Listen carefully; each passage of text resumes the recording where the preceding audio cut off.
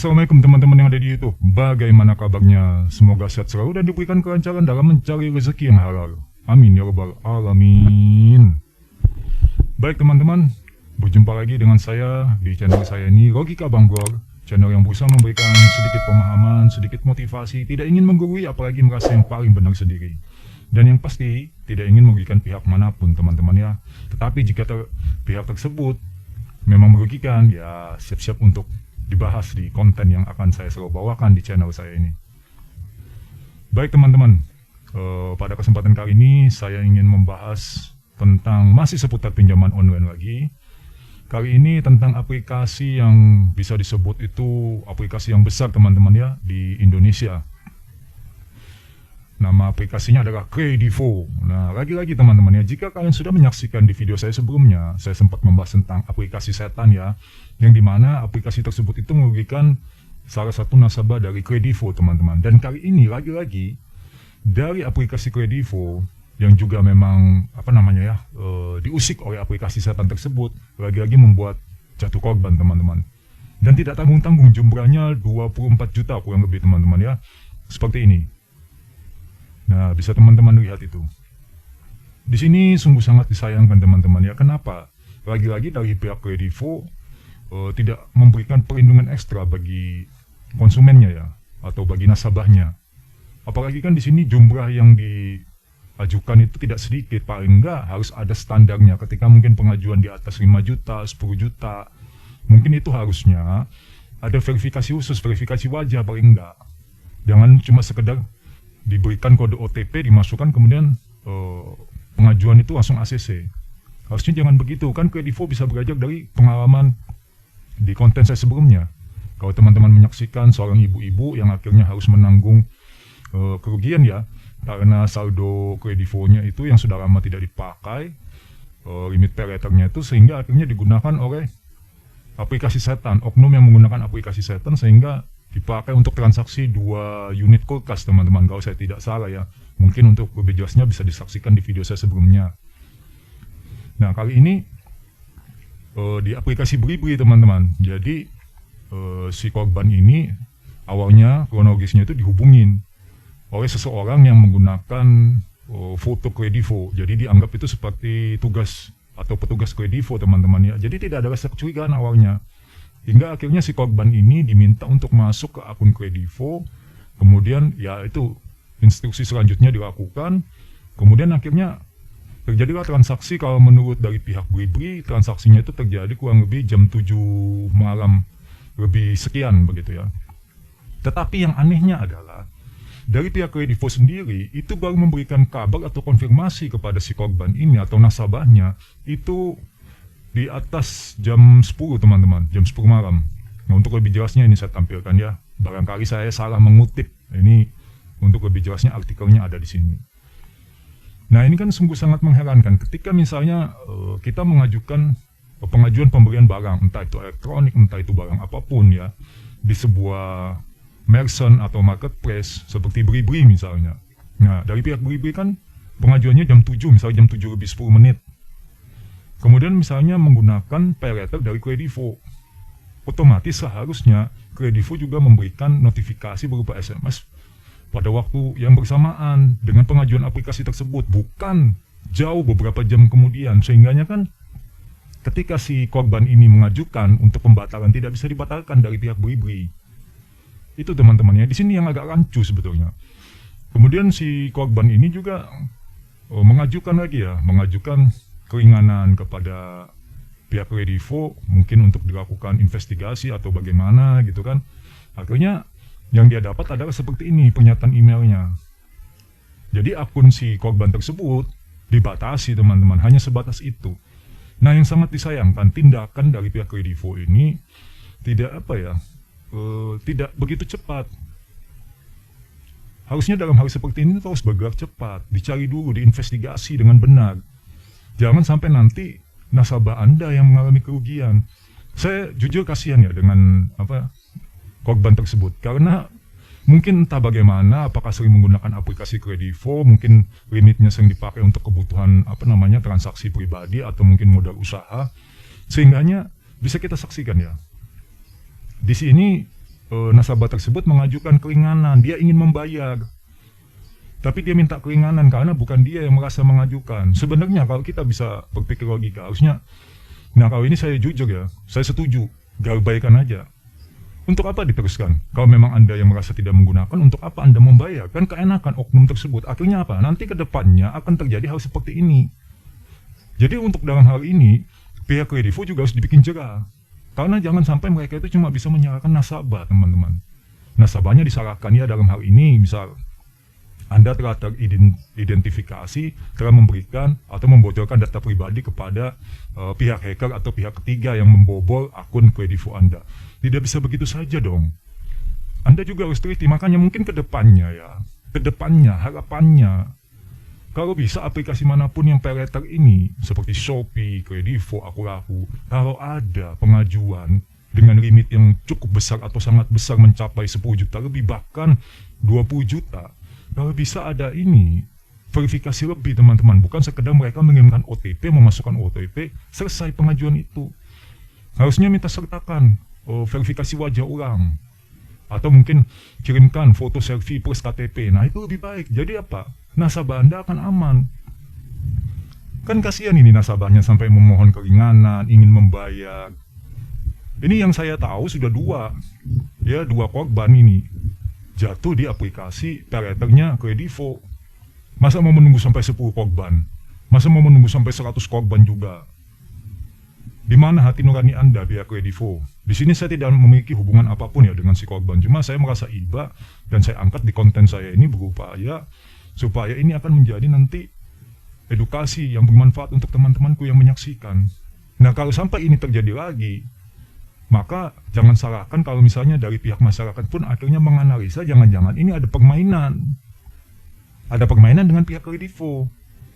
Kenapa? Karena pada akhirnya kan yang dirugikan nasabah.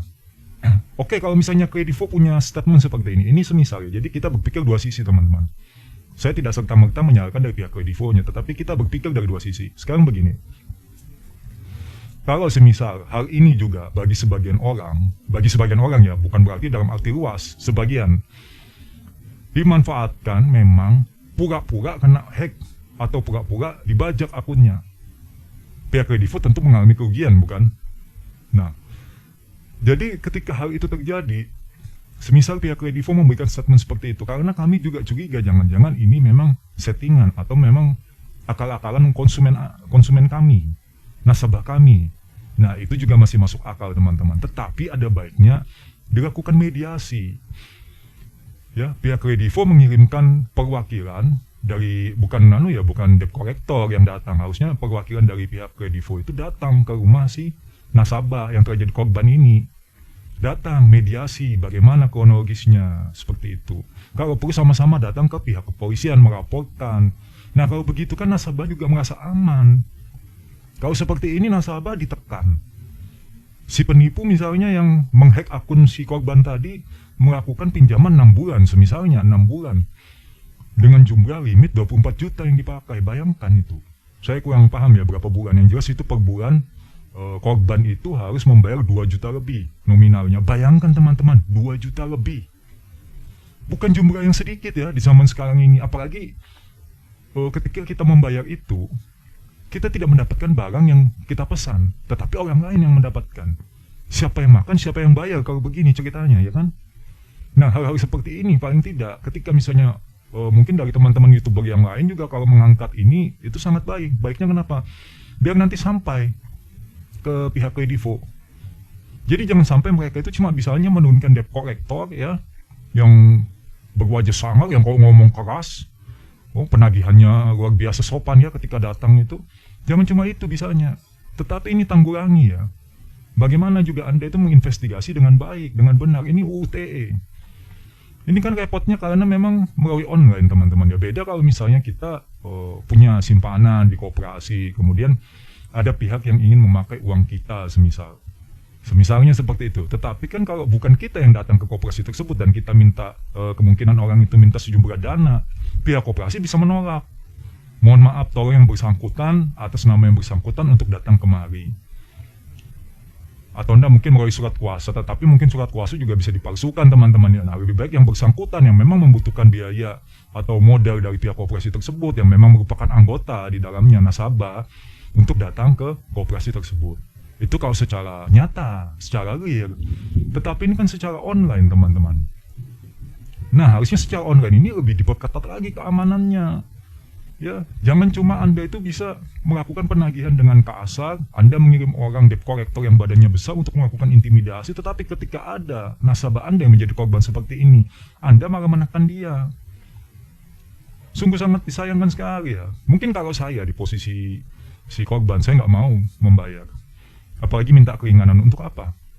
Kalau misalnya pihak kredivo nggak terima, ayo sama-sama ke kantor polisi.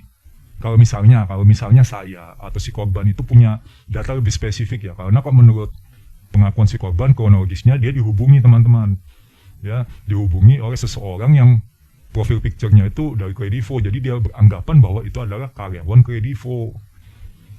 Ya, itu sudah saya tampilkan ya, beberapa tadi sudah saya tampilkan, mungkin bisa disimak dari gambar-gambar yang saya tampilkan ya, kurang lebih garis besarnya kronologisnya seperti itu. Nah, kalau bisa memberikan itu, bukti itu, dan pihak kredivo tetap nggak mau tahu, ya ayo sama-sama dibawa ke jalur hukum. Jangan sampai Anda itu mau bertanggung jawab atas kesalahan yang bukan Anda lakukan. Selama memang nanti bisa dibuktikan ya, dibuktikan ketika ini dibawa ke ranah hukum teman-teman ya, dari pihak kepolisian bisa membuktikan, oh ini ternyata hanya akal-akalan si nasabah. Nah, berarti nasabahnya yang ditindak teman-teman. Tetapi jika memang murni ini nasabah mengalami penipuan, ya, dengan mengatasnamakan kredivo dan juga melibatkan aplikasi setan tersebut, maka nanti akan ketemu solusinya dengan pihak kredivo di kepolisian teman-teman. 2 juta rupiah teman-teman dalam 1 bulan. Ya, siapa yang mau? Kira-kira teman-teman mau nggak? Apalagi yang teriak garbaikan, ya, yang teriak garbaikan gitu. Kita garbaikan aja, kita miskinkan saja pinjau-pinjau di Indonesia. Kira-kira tambah nggak mau bayar kalau dari kelompok-kelompok yang ingin garba itu. Ini saya sayangkan ya. Jujur bagus ya, tanggung jawab, dia mau bertanggung jawab. Tetapi tidak ingin ada bunga. Tidak ingin, maksudnya kalau bisa ada keringanan lah, jangan pakai bunga gitu kan. Tetapi tetap saja sangat disayangkan, 24 juta teman-teman harus dibayar. Ya. Nah, semoga informasi yang saya sampaikan pada kali ini bermanfaat ya untuk teman-teman ya. Semoga teman-teman yang menyaksikan video saya ini jangan juga nanti mudah terpengaruh, apalagi teman-teman di luar sana yang punya akun kredivo, yang di akun kredivonya itu ada limit pay letter-nya, ya kan? Jangan mudah ketika Anda dihubungi oleh pihak yang tidak dikenal, mengatasnamakan kredivo, dan Anda mengikuti instruksinya, maka Anda bersiaplah untuk menjadi korban selanjutnya. Ya, ini yang saya tahu baru 2 teman-temannya yang saya angkat di channel saya. Nggak tahu kalau YouTuber lain apakah sudah menemukan korban yang lebih banyak nih dari aplikasi kredivo pay letter-nya yang dibobol oleh aplikasi setan itu. Ya, paling tidak di sini teman-teman kalau bisa membantu bukan memberikan uang teman-teman, tapi membantu menyebarkan informasi yang bermanfaat ini jika menurut teman-teman video saya ini membawa manfaat ya. Karena setiap saya membuat video, ingin saya adalah ini bisa sampai ke masyarakat luas. Supaya nanti masyarakat luas yang memang saya katakan ya, pinjaman online ini masih menjadi perbincangan yang hangat sekali sampai di tahun 2023 ini, di bulan Januari ini ya. Masih sangat hangat, dan masih banyak juga akhirnya oknum-oknum itu yang ikut meramaikan di dalamnya dengan tipu muslihat masing-masing teman-teman.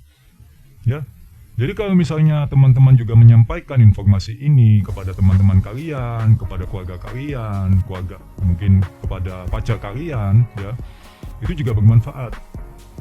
Dan ini bukan cuma kredivo aja.